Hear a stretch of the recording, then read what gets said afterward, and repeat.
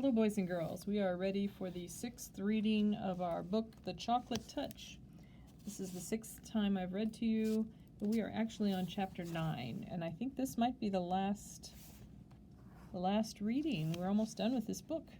Woo! Oh, the shame of it, the humiliation. John wept breathlessly as he ran, shocked and frightened, indignant and angry at the world that had suddenly turned against him. Mean old things, John thought, blaming Miss Plimsoll and Mrs. Quaver for his failures, even though nothing that had happened to him had been their fault in any way. Horrible old school, he thought, even though he had liked school until that morning. Hateful Susan, he thought, even though he knew at that same time that he was really longing for her to be friendly with him again. Through the window, Mrs. Midas saw John coming up the pathway. "Well, hello, John," she called from the living room. "You're home early today. How nice. As a reward, there'll be a piece of chocolate after supper."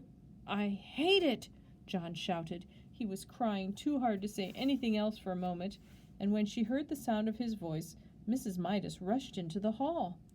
"Why, what's the matter, dear?" she asked, putting her arm around him. John twisted away from her, ran past her, and started up the stairs toward his bedroom. "Susan doesn't want me to be at her birthday party," he said as he went. "I know she doesn't. Well, I don't want to go to her rotten old party anyway." "I don't think you really mean that," Mrs. Midas said. "Besides," she added, and John was halted by the softness of her voice, "Mrs. Buttercup just telephoned to say she was going to drive herself over at 4 o'clock to pick you up." "She did?" John said, blinking down at his mother from the top of the stairway. "Yes, she did," Mrs. Midas assured him. "So you better hurry up and get yourself washed and brushed. Your party clothes are laid out on the bed." There were games on the Buttercup's lawns while it was still warm enough outside. Later, the party supper, including the birthday cake, was going to be served indoors, and there would be a magician and a short movie. John joined in the blind man's bluff and grandmother's footsteps and fox and geese, and soon he became more cheerful. He even temporarily forgot about chocolate. Susan looked very pretty. Her yellow curls had been brushed so hard that they looked silkier than ever. She was wearing a big blue ribbon the same color as her eyes. Her cheeks were flushed with excitement, a deeper pink than her new party dress. On her feet were dainty little white socks and white shoes with straps that buttoned. Between games, Susan smiled at John and said, "I'm glad you came." They seemed to be on good terms again. Then Mrs. Buttercup approached, bringing a bucket of water from the garage. Mr. Buttercup. He set it down in the middle of the lawn without spilling a single drop. "We're going to duck for apples," Susan whispered to John. "The boys against the girls. You can be captain of the boys' team." The two teams lined up for the race, Susan leading the girls and John the boys. "The idea is this," Mr. Buttercup explained. "When I say go—" "Not yet, John." "Susan and John will run to the bucket. There are 12 apples floating in the bucket and 12 people in the race. Using only their teeth, Susan and John will grab their apples and run back to their lines. As soon as they touch the hand of number 2 runners in their teams, Dinny and Duncan, Susan and John will go to the end of the lines, and Dinny and Duncan will run to the bucket to duck for apples. Do you all understand the way it's going to work? All right. 1 to get ready, 2 to get steady, and 3 to go!" Susan bounded ahead like a jackrabbit and held her face deep in the bucket by the time John reached her side and crouched down for his apple. He got his eye on a big red one with its stalk jutting up conveniently for him to grab. He lowered his face, opened his mouth, and lunged. Somehow his nose reached the apple before his teeth did and pushed it below the surface of the water. John's mouth followed the apple down. Then a terrible thing happened.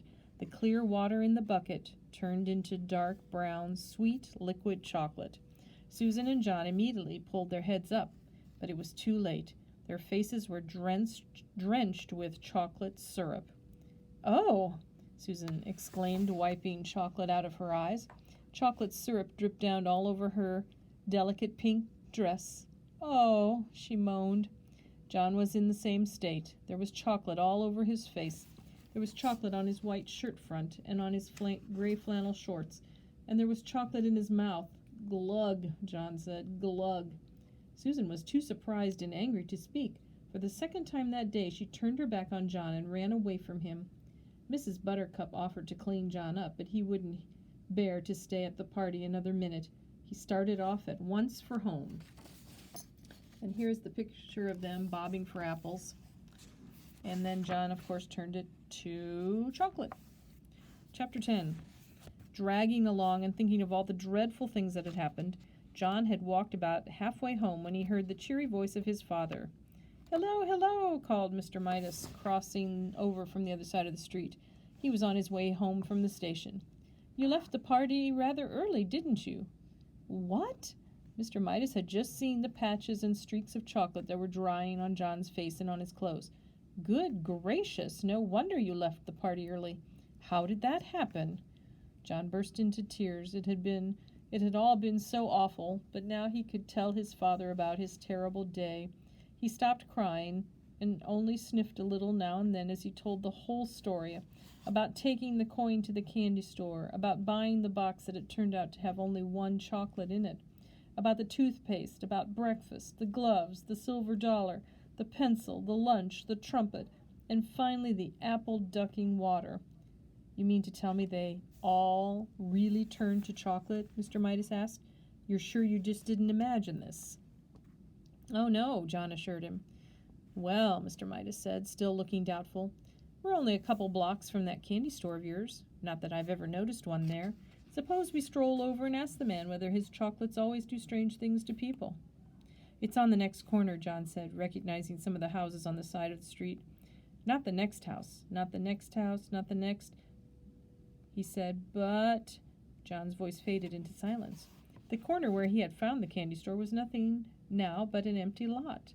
Flat, open ground littered with a pile of rusty tin cans and broken bottles, around a splintery old sign saying, "For sale." Mr. Midas said, frowning anxiously at John. "I think we'd better pay a visit to Dr. Cranium before we go home." "That's where the store was, though," John protested, and beginning to cry again. He had shed more tears in that one day, it seemed, and certainly eaten more chocolate than in all the other days of his life put together. "I know it was." Dr. Cranium was a busy man. As luck would have it, however, he was able to see Mr. Midas and John almost at once. "Well, well, well," said Dr. Cranium, "and how are we getting along now, John? Have we cut down on our candy, eh?" "How do you do?" John responded dully. "Apparently he's had a bad day, Dr. Cranium," Mr. Midas said. "Trouble at school, you know, and a little accident at the birthday party. What I'm worried about is he keeps saying that everything he puts in his mouth turns to chocolate." "Oh, no more than a nursery fantasy, I'm sure," Dr. Cranium said to Mr. Midas. "Well, John," he went on, looking down with a smile, "suppose you tell me in your own words what the matter seems to be." "Everything I put in my mouth turns to chocolate," John explained. "Everything I eat and everything I drink changes into chocolate. I'm thirsty, and I'm getting a pain, a bad one, I think." Dr. Cranium sighed patiently and invited John to open his mouth and say, "Ah." "Ah," John said. Dr. Cranium peered into John's mouth briefly and gave a low whistle of surprise. "This chocolate eating simply must stop," he said. He went to the cabinet. "I don't think there's any time to be lost," he told Mr. Midas. "I'm going to give the boy some of my special compound. Dr. Cranium's elixir, I call it. It never fails." Dr. Cranium selected a large bottle from one of the cabinet's crowded shelves. He removed the top of the bottle. He got a spoon from another shelf. He filled the spoon with an oily, greenish, yellowish medicine that had yellowish, reddish lights glinting in it. "It doesn't taste very pleasant," Dr. Cranium warned John in a pleasant tone of voice, "but I'm sure it'll do the trick. Clear the stomach, and you clear the mind. That's what I always say." Dr. Cranium offered John the brimful spoon. "Must I?" John asked his father. "I know it'll turn to chocolate." "Go on," Mr. Midas nodded encouragingly. "Drink it down."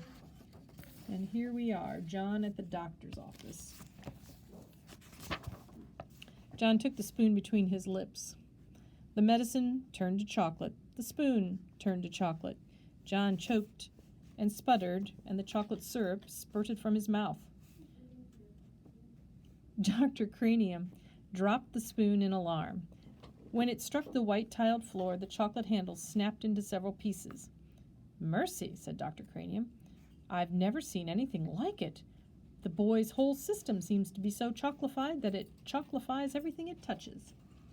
After he had recovered somewhat, the doctor went on.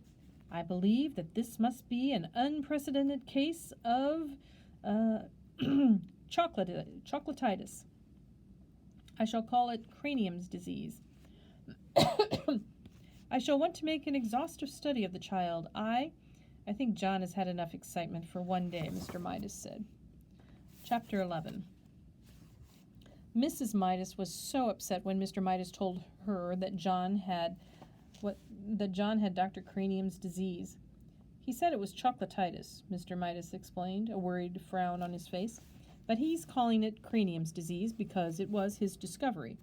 "Dr. Cranium didn't do it," John said. "It's magic. It all started after I ate that chocolate. I'm scared," he added. Mrs. Midas sat down and dabbed her eyes with a lace handkerchief. She was crying.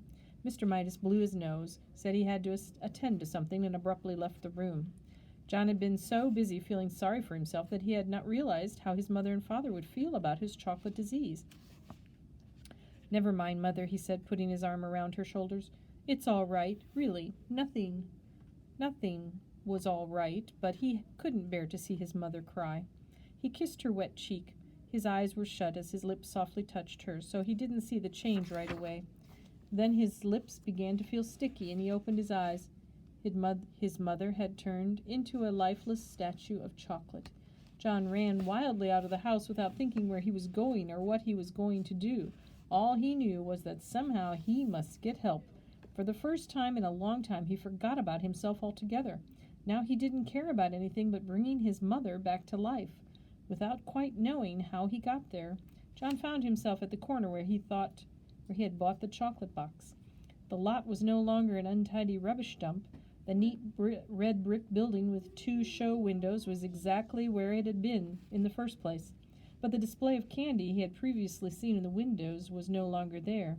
In one window John saw a chocolate trumpet, a chocolate pencil, a silver dollar with a piece bitten out of it, and in the other window he saw a cafeteria tray littered with chocolate utensils and the remains of a chocolate lunch.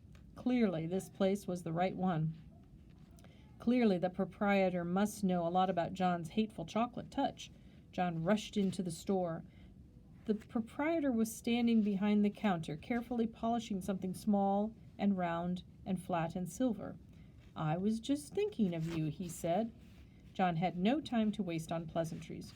"Remember the old coin I found and I gave you, and you gave me a magic chocolate?" he demanded. Without waiting for a reply, he babbled on. "I ate it, and it made everything that touches my mouth turn into chocolate, and I kissed my mother, and now she's chocolate, and I've got to change her back." "Easy now," murmured the store owner. "Calm yourself." There was an expression of satisfaction in the old man's eyes. It's all your fault," John declared. "If my mother isn't made better again, I'll fight you until you're dead." "Oh, my goodness," the storekeeper said. "Whose fault did you say?" "Yours. If you hadn't taken that money, I wouldn't have—" "Ah, now, John," the storekeeper interrupted. "I must insist on honesty. I'm glad to hear that you're thinking about your mother for a change. Unselfishness is important, but honesty is also important. If you'll be truthful, perhaps I can help you." Here we have a picture of John talking to the store owner. John's ears reddened. It was becoming unmistakably evident to him that he had only himself to blame for all this unhappiness. He looked straight into the storekeeper's eyes. "I'll do anything. I'll work for you all of my life for nothing if you turn my mother back. You can turn me into chocolate instead if you want. The storekeeper apparently ignored John's offers. "You were right, John," he said, "when you guessed that I had something to do with your acquiring the chocolate touch. But you yourself earned the coin that bought the chocolate touch. Only greedy people can even see that kind of money. Dr. Cranium was right up to a point, I suppose, that one could say you had chocolatitis, but it was just an outward sign of selfishness. My mother, John reminded the storekeeper frantically. My mother is turned into chocolate. Do something about it. Oh, please, do something about it. I'm glad that you're concerned, the storekeeper commented unhurriedly. Part of your cure is to be concerned about other people. You have been so greedy that you don't care what happens to other people. Oh, I know, John admitted woefully. But please, decide about me later, and please make my mother better now. Well, John, the storekeeper said, if you had to choose between getting rid of your chocolate touch and restoring your mother to life, which would it be? For one moment, John couldn't help imagining a future of all chocolate meals. The thought was terrible, but then he thought of his mother and how she had been when he left her, a motionless chocolate statue, unable to speak, her chocolate hand still holding her lace handkerchief. Without further hesitation, John said, "Help my mother." "Well, John," the storekeeper said, "I am going to give you another chance. When you go to school, your chocolate pencil will be a real wooden pencil with lead in it." "But," John began to protest, "what did the pencil matter? The chocolate knife and fork and spoon you left on your tray in the cafeteria will have turned back to metal. Your chocolate trumpet will be a shiny gold one again." "But, oh, don't worry about Dr. Cranium's spoon. He will find a whole silver one on the floor, where the broken chocolate one lay." "But how about," John said, "Susan Buttercup will discover that the chocolate stains on her party dress and her party shoes were nothing but water after all. Her silver dollar will be all right." John could stand the suspense no longer. "My mother!" he shouted. "What about my mother? Will she be okay?" The storekeeper smiled. "Why don't you run along home and find out?" he suggested. John turned without even saying goodbye and ran out of the store. The storekeeper went back to the disc that he had been polishing, a disc the size of a quarter. It had to be polished smooth, ready for a new set of initials in case the need for them should arise. Okay, so I'm going to stop it here. There is one more chapter that we will add, part B